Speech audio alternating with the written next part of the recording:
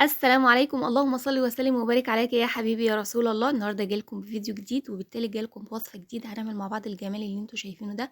هنعمل مع بعض مهلبيه البرتقال. طبعا احنا في موسم البرتقال لازم نستغله احسن استغلال ونعمل منه وصفات كتيره جدا. وطبعا كل وصفات البرتقال الحمد لله وصفات اقتصاديه وعلى قد الايد. وممكن كمان تستغني عن اللي هي مهلبيه قمر الدين اللي احنا بنعملها في رمضان طبعا. وتعملي بديلها اللي هي مهلبية البرتقال دي. بتكون جميلة جدا. طبعا اليميش كل حاجة غليت، فأكيد اليميش بتاع رمضان هيبقى غالي جدا، فلفة القمر الدين هتبقى غالية وهتبقى بسعر. فهتستغني عنها وتعملي بديل المهلبية بتاعت قمر الدين، هتعملي مهلبية البرتقال. فزي ما انتم شايفين انا معايا حوالي كيلو كده من البرتقال، ومعايا حوالي جزرتين كبار او 3 جزرات كده مبشورين بالمبشره. زي ما انتم شايفين البرتقال ده طبعا بتاعي انا غسلاه. هاخد بشر مثلا برتقانه او اتنين، حاجه بسيطه جدا بالمبشره كده. زي ما انتم شايفين هاخد حاجه بسيطه، مش هاخد البشر بتاع البرتقان كله، لا، علشان بس ادعم اللون، وكمان ادعم الطعم وادعم الريحه طبعا. لان انتوا عارفين ان قشر البرتقان هو اللي بتبقى الريحه بتاعته مركزه يعني. فاخد حاجه بسيطه كده بس من البشر بتاع قشر البرتقان. بس لازم تكوني غاسله البرتقانه كويس، مش هتاخدي القشر من غير ما تغسليها يعني، تنبيه يعني. المهم طبعا الجزر اتبشر، وخدت بشر قشر كده برتقانة عليه.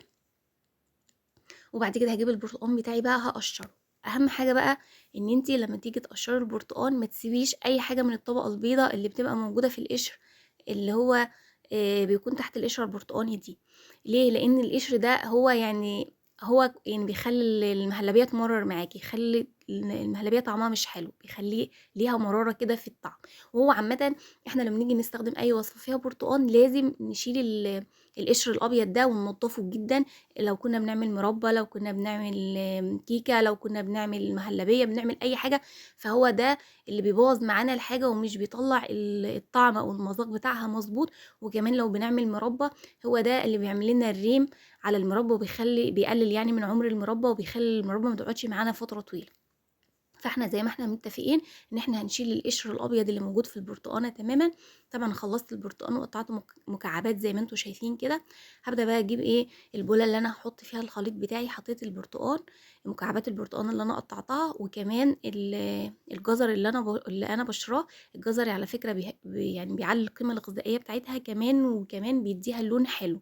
يعني اللون اللي هو البرتقان طبيعته بيبقى لونه فاتح شويه، مش هيديكي اللون المظبوط. فهو الجزر زي ما قلت لك هيرفع القيمه الغذائيه، وكمان هيديكي لون حلو. طبعا انا قلبت البرتقال مع الجزر، وحطيت عود من القرفه اللي هي القرفه الخشب، وحطيت حوالي نص كوبايه كده من السكر. وهقلب كل المكونات دي مع بعضها وهحطها في التلاجة. المفروض المكونات دي تفضل كده مع بعضها تمتزج مع بعضها اقل حاجه حوالي 4 ساعات. انا بصراحه عملتها من بالليل وحطيتها في التلاجة، وصحيت تاني يوم يعني اشتغلت فيها. فزي ما انتم شايفين ده، انا بقول لكم يعني شايفين يعني ما نزلش ميه كتير، بس انا كنت حاطاه في التلاجة. وده تاني يوم خرجت طبعا عود القرفه اللي انا كنت حاطاه. طبعا هو كده خلاص يعني مهمته انتهت، مش عاوزه بقى عود القرفه ده، فانا خرجته. وهبدا بقى اجيب الخلاط بتاعي، وهبدا بقى اعمل الخليط اللي معايا ده اعمله عصير. طبعا هنزود له شويه ميه صغيرين جدا، مش هنكتر ميه، علشان احنا عاوزين الخليط بتاعنا قوامه تقيل.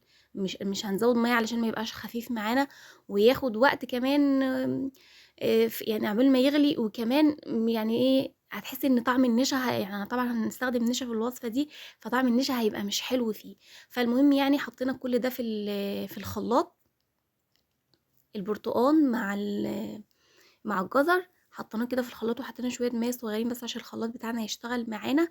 وبقى معانا بالشكل ده. شايفين الجزر اداله لون جميل جدا زي ما انتم شايفين ازاي. بعد كده هعمل هصفي الخليط اللي معايا ده. انا شفت على فكره الشيفات عملوا المهلبيه دي وكانوا مش بيصفوها، بس بصراحه هي لما بتتصفى يعني هي مهلبيه، فبالتالي لازم تبقى ناعمه. فانا عن نفسي يعني لازم اصفيها. فانا هصفيها كويس، والقوام هيبقى تقيل، هيغلبك شويه وانت بتصفيها. بس برضو ما تزوديش ميه، احنا عاوزين القوام تقيل بالشكل ده. فانا صفيتها زي ما انتم شايفين بقت معايا بالشكل ده. هعمل هرفعها بقى على النار. أنا معايا هنا باوريكم، أنا معايا حوالي 3 معالق كده من النشا، ومعايا باكيت فانيليا، ومعايا حوالي نص كوباية من السكر. على فكرة النشا بيبقى اختياري على حسب كمية البرتقان اللي أنتِ عاملاها، دي حاجة. السكر برضه بيبقى اختياري على حسب أنتِ بتحبي الحاجة سكرها عالي أو سكرها متوسط. فأنا كان معايا حوالي يعني نص كوباية كده من السكر، هانزل بيها على الخليط بتاعي اللي هو العصير اللي أنا عملته في الخلاط، وهاقلب يعني السكر كده يدوب، وبعد كده هارفعها على النار زي ما أنتم شايفين كده، وهاسيبها لحد ما تغلي. فأول ما تغلي هتبصوا تلاقيها عملت ريم كده على الوش، هتشيلي الريم ده بالمعلقة، إحنا مش عاوزين الريم ده أبدًا.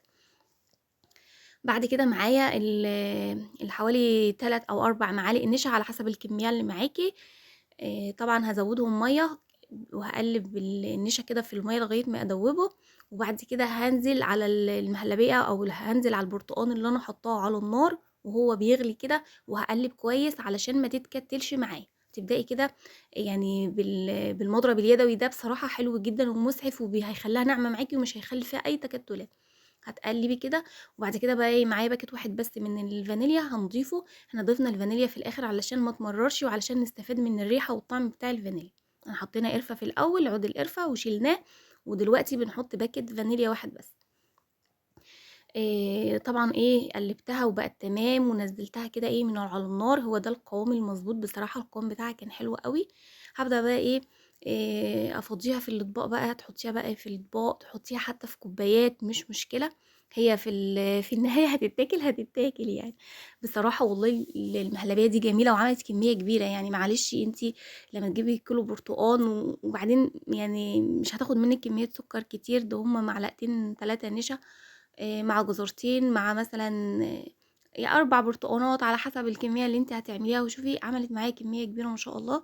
وزي ما قُلت لِك والله هي جميلة جدًا، وينفع تستخدميها تحلية في رمضان على السحور أو بعد الفطار، بديل اللي هي مهلبية قمر الدين. يعني الناس كلها بتحب مهلبية قمر الدين وبتعملها. فطبعًا الأسعار هتبقى غالية جدًا، يعني أساسًا في المُعتاد يعني قمر الدين بيبقى غالي، فما بالِك بقى مع الأسعار دي، فهيبقى غالي جدًا يعني. فإحنا برضه نستخدم البدايل، وزي ما قُلت لِك إن إحنا نستغل الحاجة الموجودة في الموسم بتاعها ونستفاد منها. والبرتقان ما شاء الله يعني حاجة جميلة جدًا، وبنطلّع منّه أحلى وصفات. المهم طبعًا أنا حطيته كده في الأطباق زي ما أنتم شايفين، وهابدأ بقى أزيّنه بأي حاجة موجودة عندِك. أنتِ ممكن تسيبيها بلونها الجميل كده زي ما هي ما شاء الله شكلها ولونها تحفة، وما تحطّيش عليها أي حاجة ولا مكسرات ولا تضيفي أي حاجة.